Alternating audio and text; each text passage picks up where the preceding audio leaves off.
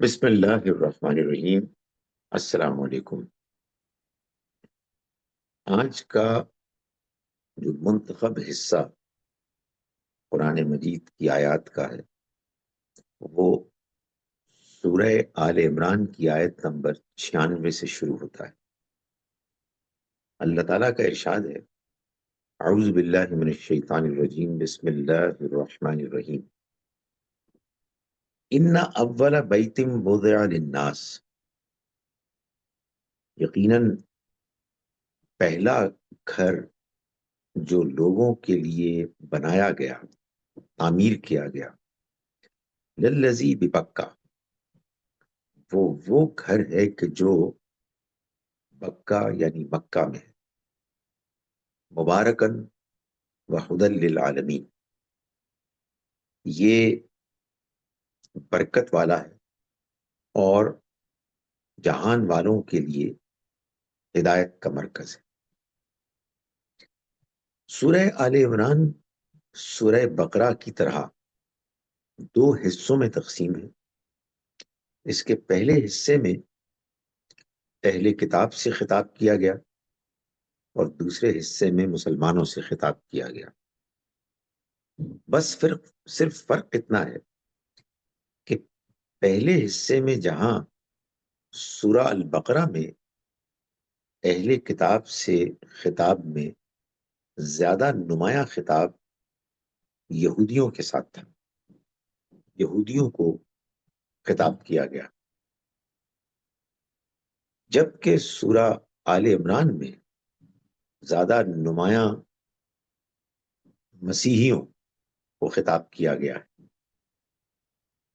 یہ سورہ آل عمران کا اہل کتاب سے اللہ تعالیٰ کا خطاب ان آیات پر ختم ہو رہا ہے کہ جو آج ہم پڑھیں گے، اور اس سے اگلی آیتیں جو آج ہم پڑھیں گے انہی آیات سے جڑی ہوئی، ان میں مسلمانوں کو خطاب شروع ہوا ہے۔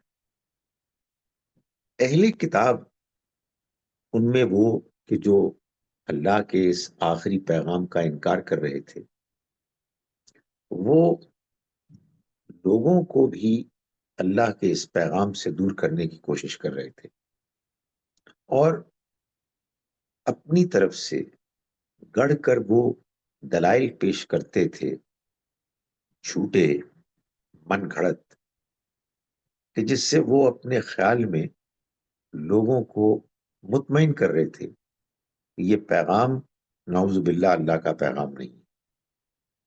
چنانچہ ان کی جانب سے جو اعتراضات کیے گئے ان میں سے ایک اعتراض اللہ کے گھر کے بارے میں بھی تھا۔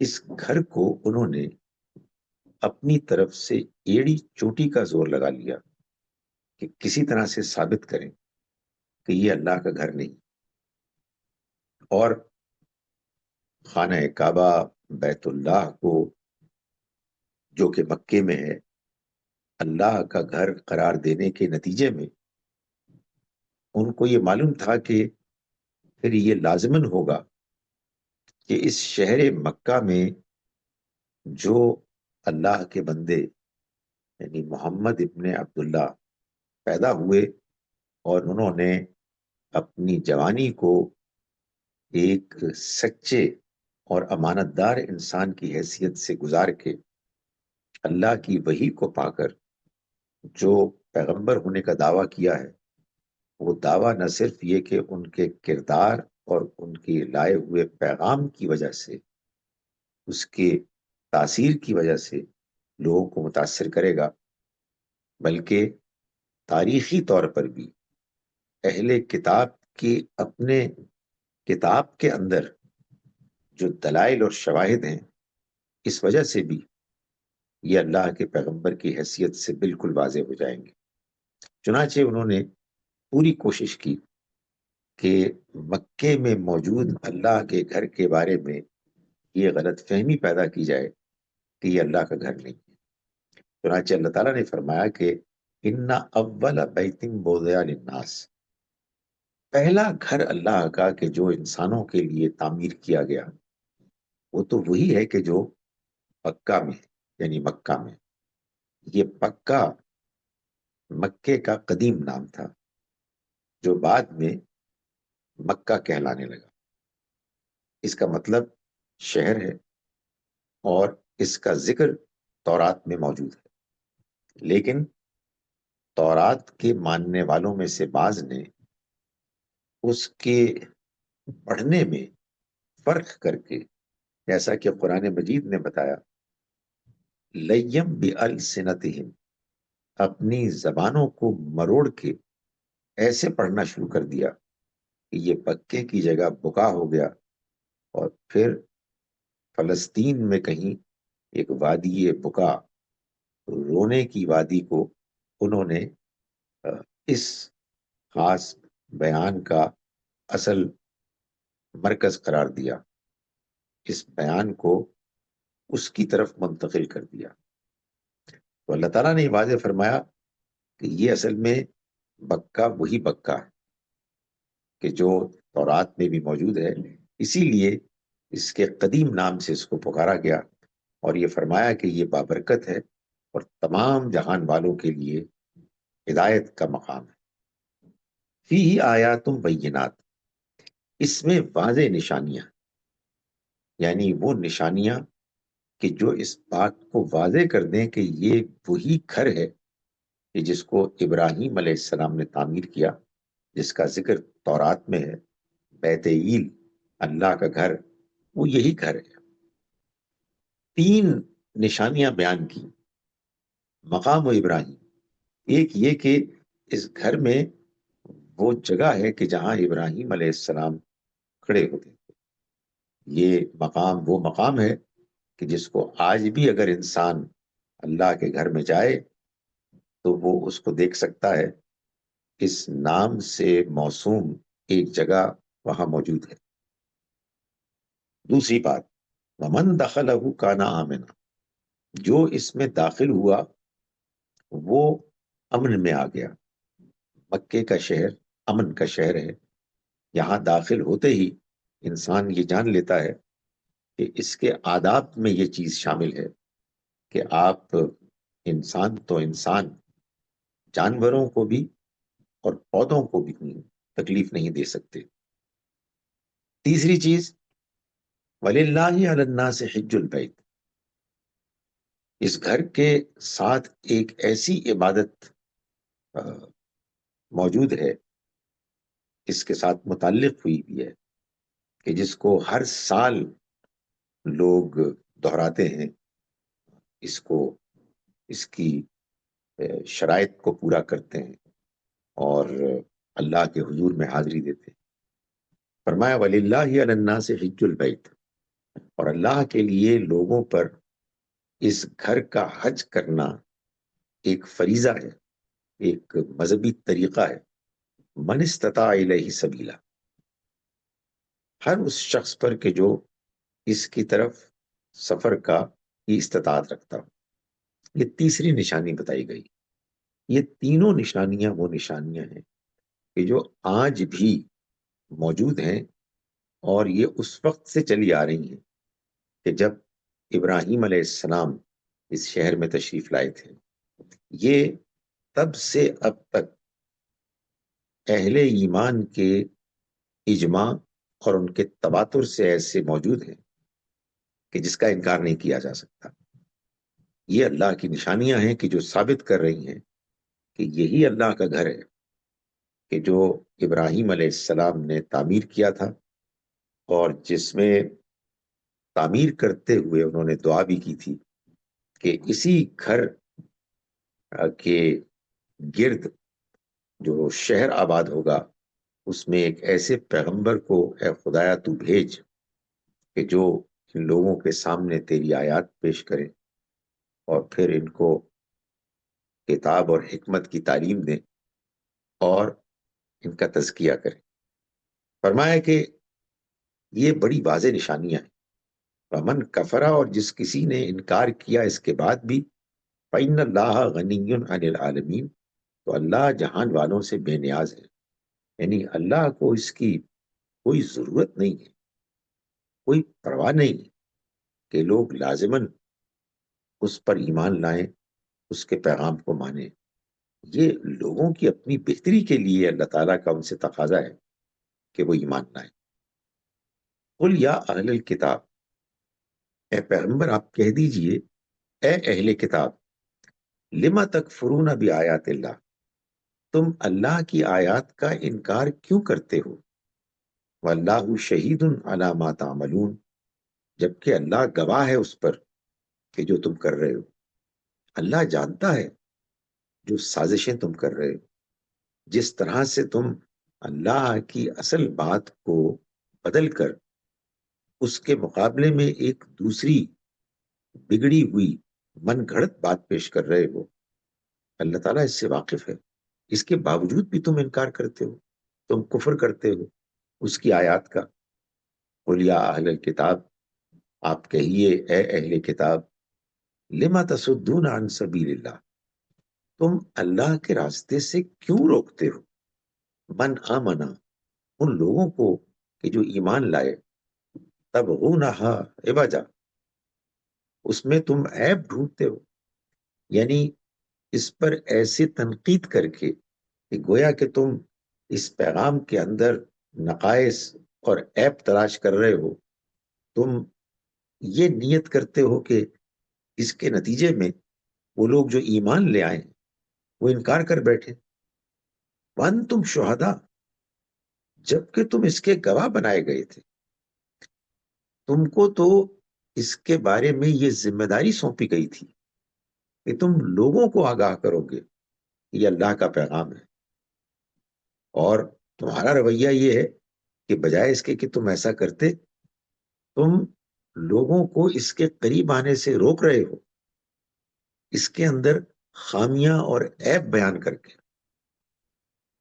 اللہ بغافل عما تعملون، یہ جو کچھ تم کر رہے ہو اللہ تعالیٰ اس سے بے خبر نہیں ہے، پوری طرح باخبر ہے۔ اس کے بعد یہ آیت نمبر 100 میں اللہ تعالیٰ نے خطاب اب مسلمانوں کی طرف اس کا رخ کر دیا۔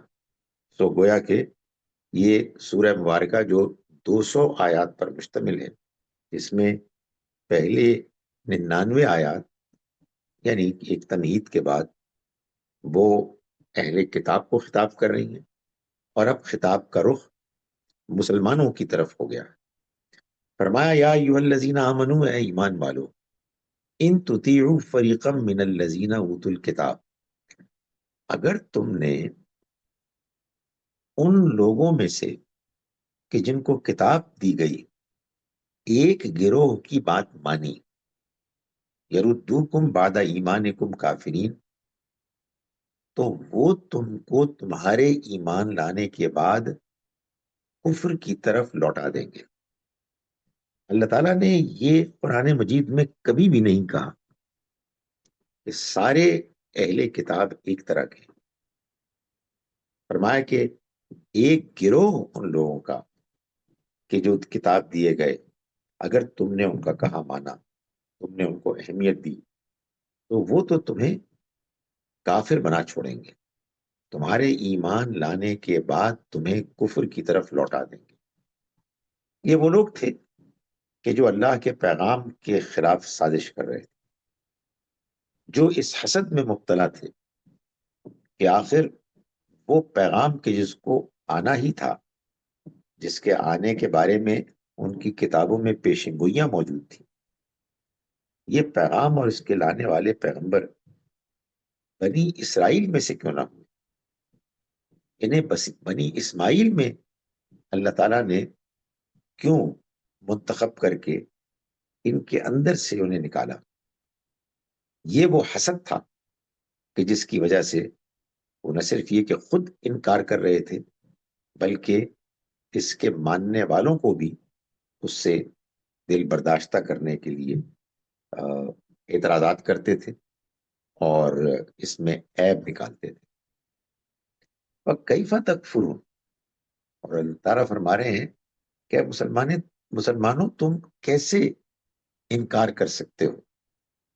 وَأَنْتُمْ تُتْلَى عَلَيْكُمْ آیات اللہ، جبکہ تمہارے اندر تو اس کی آیات پڑھ کر سنائی جا رہی، تمہیں تو اللہ تعالیٰ کی طرف سے اس اہتمام کے ساتھ نوازا گیا ہے کہ تم پر اس کی آیات پڑھی جا رہی ہیں۔ وفیکم رسول، اور غور کرو تمہارے اندر تو اس کے رسول ہیں، اس کے بعد تم انکار کر جاؤ گے اور بدل جاؤ گے، کیسے ممکن ہے؟ وَمَن يَعْتَصِم بِاللَّهِ، اور جس نے اللہ کو مضبوطی سے پکڑ لیا، فقد ہدی الی صراط مستقیم، تو وہ یقیناً سیدھے راستے کی طرف ہدایت پا گیا۔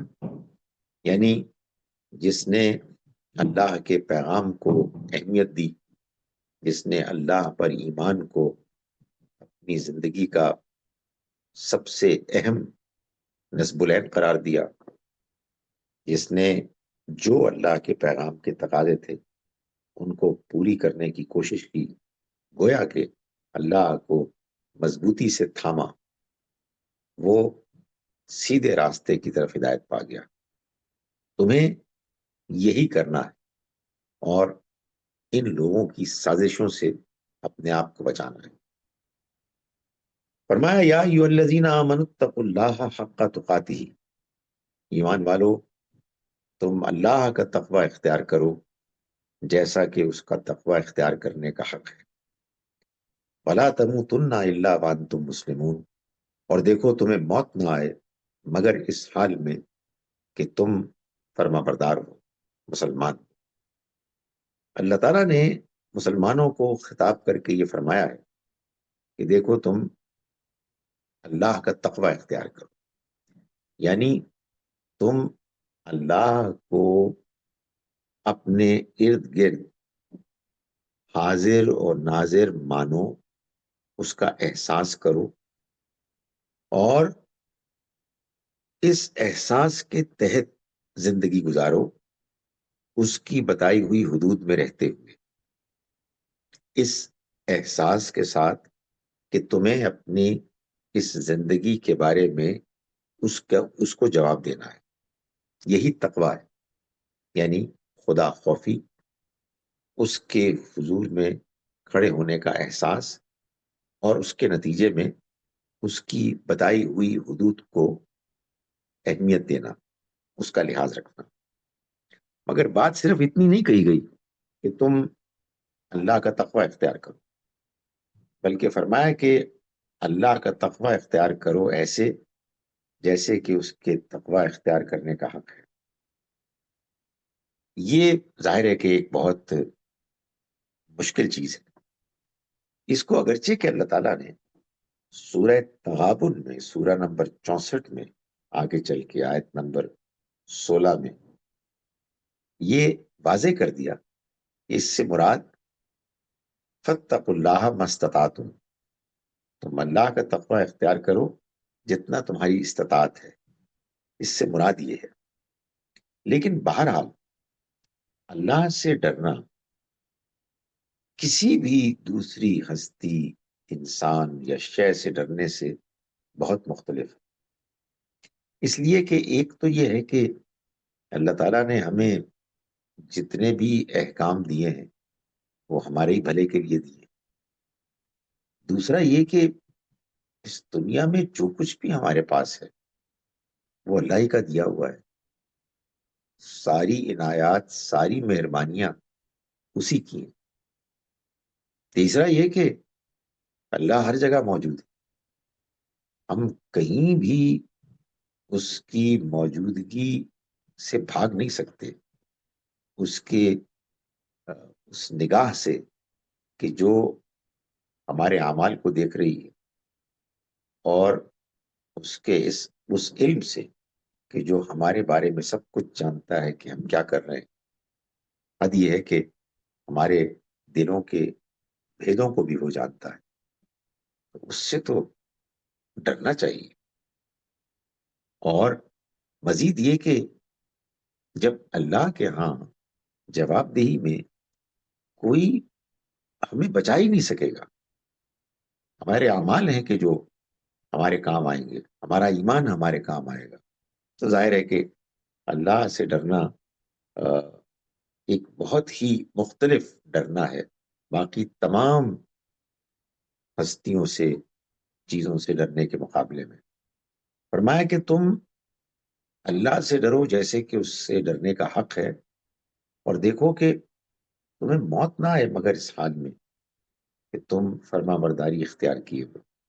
یعنی مطلب یہ ہے کہ تم ہر وقت اس کے فرما بردار رہو، کہیں کوتاہی ہو جائے تو فوراً معافی مانگ لو، ورنہ کہیں یہ نہ ہو جائے کہ تمہیں موت آئے اور تم اس کی نافرمانی کر رہے ہو، تو کتنے گھاٹے کی بات ہوگی کہ تم نے اس کی فرما برداری کرنے کی کوشش تو کی، مگر عین اس وقت کہ جب تم اس دنیا سے رخصت ہو رہے تھے تو تم اس کے نافرمان تھے۔ فرمایا وَاعْتَصِمُوا بِحَبْلِ اللَّهِ جَمِيعًا، اور اللہ کی رسی اے مسلمانوں تم سب کے سب مل کر تھام لو، وَلَا تَفَرَّقُوا، اور تفرقے میں مت پڑو۔ اللہ کی رسی یعنی یہ قرآن مجید، یہ اللہ کا کلام ہے، یہ ایک ایسی رسی کی مانند ہے کہ جس کا ایک سرا اللہ کے پاس ہے اور دوسرا سرا ہمارے پاس ہے۔ ہم اس کو مضبوطی سے تھام لیں اور سب کے سب تھام لیں، اس سے مراد یہ ہے کہ ہم اس کو سب سے زیادہ اہمیت دیں، اس کو پڑھیں، اس کو سمجھیں، اپنے دینی معاملات کو اسی کی روشنی میں طے کریں، اپنے اختلافات کو بھی اسی کی آیات کے تحت ختم کریں، ان کے فیصلے کریں، اور یہ کام سارے کے سارے کریں۔ اگر ہم ایسا کریں گے تو ہم فرقے واریت سے، تفرقے سے بچیں گے، اور اگر ہم قرآن مجید کو، اللہ کی کتاب کو اولین حیثیت نہیں دیں گے بلکہ اپنے دین میں اور چیزوں کو زیادہ اہمیت دیں گے، تو اس کے نتیجے میں ہم لازماً بکھر جائیں گے، منتشر ہو جائیں گے، فرقوں میں پڑ جائیں گے۔ تو اللہ تعالیٰ نے فرمایا کہ دیکھو، اللہ کی رسی کو مضبوطی سے تھام لو، اور تمہیں موت نہ آئے مگر اس حال میں کہ تم فرما بردار ہو، اور سارے کے سارے مل کر اس رسی کو جب تھامو گے تو تم تفرقے سے بچ جاؤ گے۔ فرمایا وَاذْكُرُوا نعمت اللہ علیکم، اور یاد کرو اللہ کی وہ نعمت کہ جو تم پر ہوئی، اذ کنتم اعداء، جبکہ تم دشمن تھے، فألف بین قلوبکم، تو اس نے تمہارے دلوں کو جوڑ دیا، فاصبحتم بنعمتہ اخوانا، پھر تم اس کی مہربانی سے بھائی بھائی ہو گئے۔ یہ بیان ہے نبی اکرم صلی اللہ علیہ وسلم کی نبوت کے اعلان سے پہلے عرب کے معاشرے میں جو خانہ جنگی، آپس میں جنگ و جدال کا ایک ماحول تھا، جس میں معیشت، مذہب، معاشرت، سب معاملات میں ان کے آپس میں جھگڑے تھے، اور وہ آپس میں ایک دوسرے سے کٹے ہوئے تھے، ایک دوسرے کے دشمن تھے۔ لیکن اللہ نے اپنا یہ کرم فرمایا کہ اپنے پیغمبر کو بھیج کر اور اپنے کلام کو بھیج کر ان سب کو ایسے مربوط کر دیا، ایک دوسرے کے ساتھ جوڑ دیا کہ وہ ایک ایسے اعلیٰ مقصد میں سب متحد ہو گئے کہ جس کے بعد وہ جو ایک دوسرے کے دشمن تھے وہ ایک دوسرے کے بھائی بھائی ہو گئے، ان کے دل ایک دوسرے کے ساتھ جڑ گئے۔ فرمایا وَكُنْتُمْ عَلَى شَفَا حُفْرَةٍ مِّنَ النَّارِ، اور تم آگ کے کنارے پر کھڑے تھے، یعنی جنگ کی آگ کے کنارے پر تم کھڑے تھے، فَأَنْقَذَكُم مِّنْهَا، تو اس نے تمہیں اس سے بچا لیا۔ یعنی ابھی جنگ شروع ہونے والی تھی، وہ اگر آگ پھیلتی تو پھر اس کو کوئی روکنے والا نہیں ہو سکتا تھا، مگر اللہ نے تم سب کو ایک مقصد کے تحت جوڑ دیا، اور تم آپس میں بھائی بھائی ہو گئے. فرمایا کہ فاصبحتم بنعمتہ اخوانا. آخر میں فرمایا کذالک یبین اللہ لکم آیاتہ لعلکم تہتدون. اسی طرح اللہ واضح کرتا ہے تمہارے لیے اپنی آیات کو تاکہ تم ہدایت پاؤ.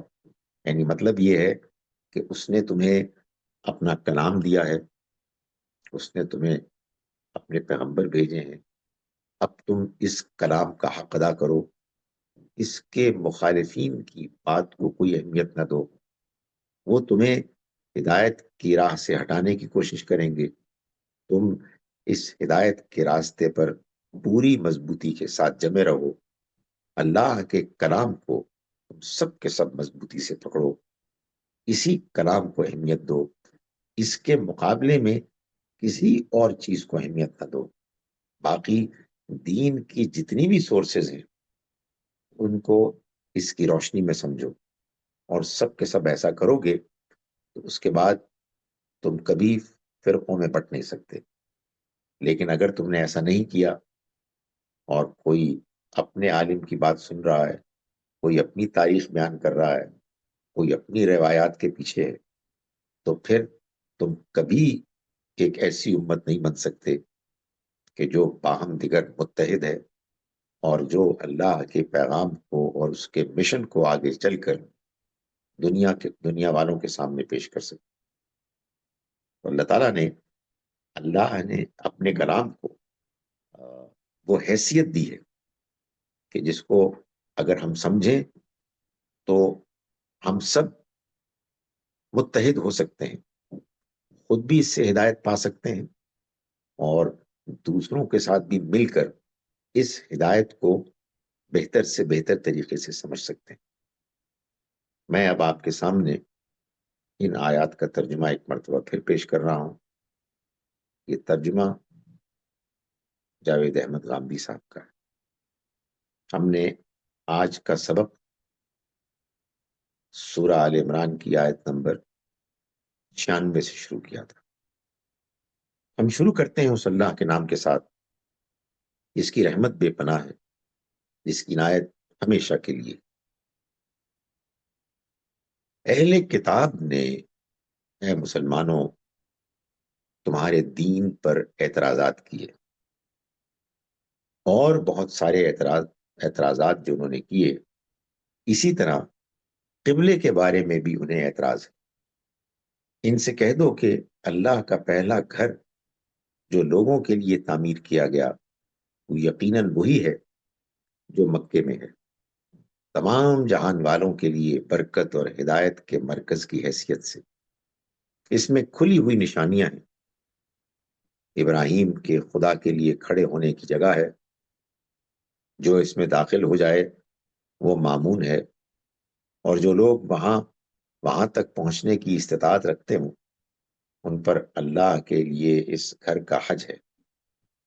یہ اس کی نشانیاں ہیں، اور جو اس کے بعد بھی انکار کریں اللہ کو ان کی کچھ پرواہ نہیں، اس لیے کہ اللہ تمام دنیا والوں سے بے نیاز ہے. ان سے پوچھو اے اہل کتاب، تم اللہ کی آیتوں کا انکار کیوں کرتے ہو، ذرا حال ہے کہ جو کچھ تم کر رہے ہو وہ اللہ کے سامنے ہے. ان سے پوچھو اے اہل کتاب، تم ان لوگوں کو اللہ کے راستے سے کیوں روکتے ہو جو ایمان لائے ہیں؟ تم اس میں عیب ڈھونڈتے ہو، ذرا حال ہے کہ تم اس کے گواہ بنائے گئے تھے. اس پر غور کرو اور یاد رکھو کہ جو کچھ تم کر رہے ہو اللہ اس سے بے خبر نہیں ہے.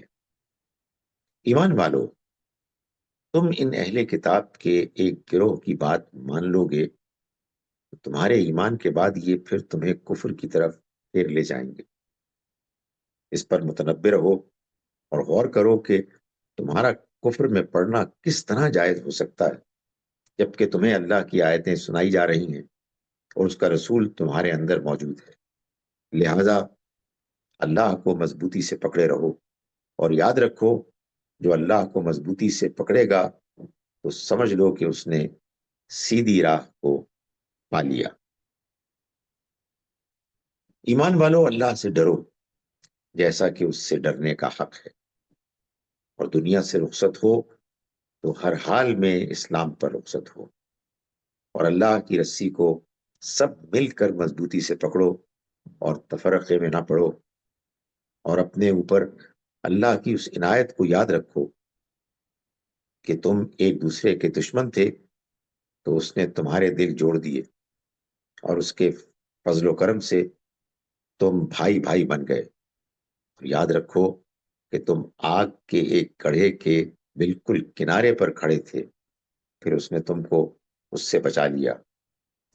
اسی طرح وہ اپنی آیتیں تمہارے لیے واضح کرتا ہے تاکہ تم ہدایت پر رہو۔ اللہ تعالی ہم سب کو اپنے کلام کو سمجھنے اور اس کو جیسا کہ اس کا حق ہے پڑھنے اور اس پر عمل کرنے کی توفیق عطا فرمائے۔